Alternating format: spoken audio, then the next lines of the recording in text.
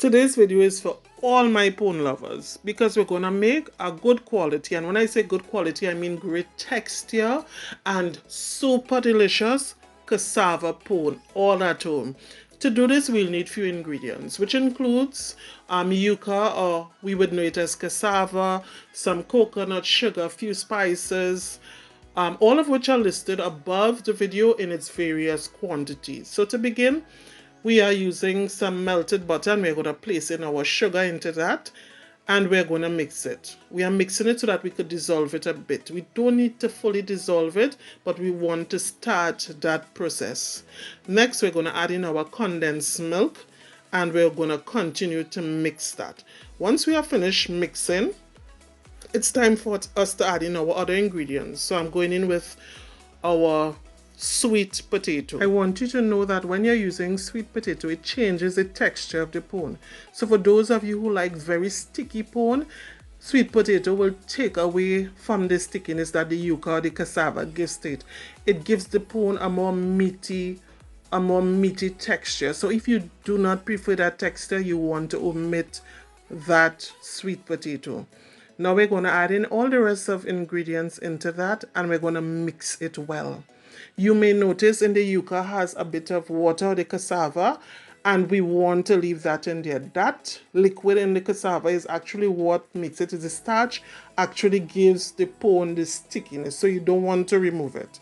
We're going to mix everything up in there. We also added some salt, and for those of you who are wondering why we have salt in there, salt tends to balance flavors, and so it allows you to taste everything inside there.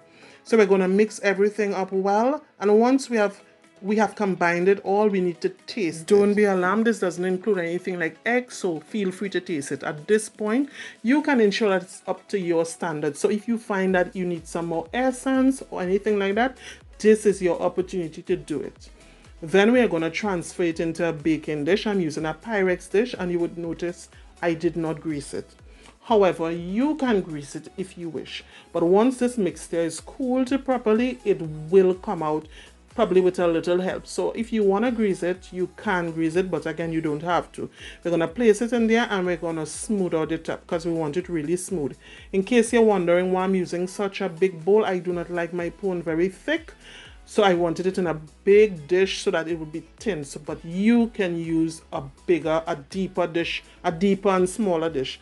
Just know that the cooking time may be longer. So we're going to place that in the oven on 350 degrees.